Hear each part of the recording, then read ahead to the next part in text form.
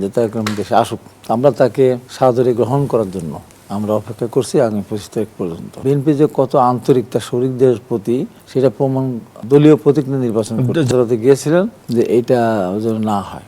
এই পরিচিত প্রতীকের একটা সুবিধা আছে, যারা আন্দোলন সংগ্রামে আমাদের সাথে ছিল তাদের জয়ী হয়ে আসুক, তারপর না হয়তো আমাদের যাদেরকে দেওয়া হয়েছে তারা স্যাক্রিফাইস করবে। তারা খাঁটি মুসলমান, তারা বিশ্বাস করে না যে জামাত ইসলাম একটা ইসলামিক দল, তাদের সাথে আদর্শিক মিল আমাদের ছিল না।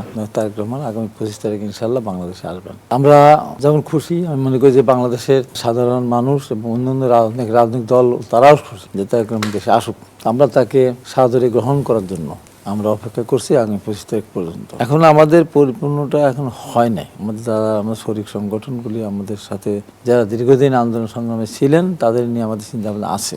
এবং এবার একটা সমস্যা হলো কি, আমি বলি যে এই যে আমরা চেয়েছিলাম বিএনপি যে কত আন্তরিক তার শরিকদের প্রতি সেটা প্রমাণ মিলে যখন সিইসি যখন আপনার এই যে জোট করুক আর যাই করুক দলীয় প্রতীক নিয়ে নির্বাচন আদালতে গিয়েছিলেন যে এইটা যেন না হয়। কারণ অনেক দল আছে, ছোটখাটো দল আছে, নেতা হয়তো পরিচিত দল আছে, তাদের প্রতীক পরিচিত নয়। যখনই তারা অন্য প্রতীক নির্বাচন করবে, কারণ বিএনপির যে হাজার হাজার লক্ষ লক্ষ যারা ভোটার, তারা অনেক প্রতীক কোনটা সেটাই খুঁজে বের করতে তাদের সময় লেগে যাবে, আমরা যতই বলি না কেন।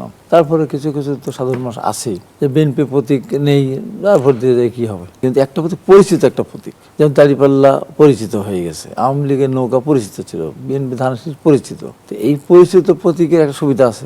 পড়ছি আমরা যাচাই বাছাই আমাদের করতে হচ্ছে, দিলাম প্রতীক একটা একজনকে দিলাম, হয়তো সে যদি ওই প্রতীকের কারণে যদি জয়যুক্ত হতে না পারে, তাদের ব্যাপারেও তাদের সাথে আলোচনা করেই আমরা হয়তো এটা আমাদের নেতারা করবেন। পরবর্তী সময় তাদের জন্য আমাদের আরো সুযোগ সুবিধা দেওয়ার যে বিষয়গুলি আছে সেগুলি আমাদের বিবেচনা আছে। আমরা চাই যারা আন্দোলন সংগ্রামে আমাদের সাথে ছিল তাদের জয়ী হয়ে আসুক, তাদের আমরা যত বেশি সংখ্যক আসন দেওয়া যায় সেই প্রচেষ্টা আমাদের মধ্যে যে পর্যন্ত আছে। আমাদের যে আসন যেটা দেওয়া হয়েছে আমাদের তারপরে হওয়ার কথা, তারপর না হয়তো আমাদের যাদেরকে দেওয়া হয়েছে তারা স্যাক্রিফাইস করবে। আমার ওখানে ধরেন যদি এমন কোন প্রতীক ওখানে জোটে যদি থেকে থাকে, তারা যদি বলে যে এই প্রতীকটা আমাদেরকে দিতে হবে, স্যাক্রিফাইস করতে রাজি।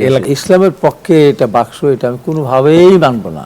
কারণ তাদের সবচেয়ে বড় দল শরিকের ভিতরে হলো জামাত ইসলাম। তারা এই দেশের মানুষ, তারা খাঁটি মুসলমান আলেম ওলামা যারা, তারা বিশ্বাস করে না যে জামাত ইসলাম একটা ইসলামিক দল। আজিবুল ইসলাম তেমন একটা নাম, শরীফুল ইসলাম তেমন একটা নাম, আমিনুল ইসলাম তেমন একটা নাম, জামাত ইসলাম তেমন একটা নাম। এদের ভিতরে ইসলামের আকিদা, ইসলামের আমাদের নবী প্রতি শ্রদ্ধা নেই। তাদের সাথে আমার একটা রাজনৈতিক একটা ফ্যাসিস্টের বিরুদ্ধে আন্দোলন সংগ্রাম করার জন্য আমাদের সাথে তারা ছিল, তাদের সাথে আদর্শিক মিল আমাদের ছিল না।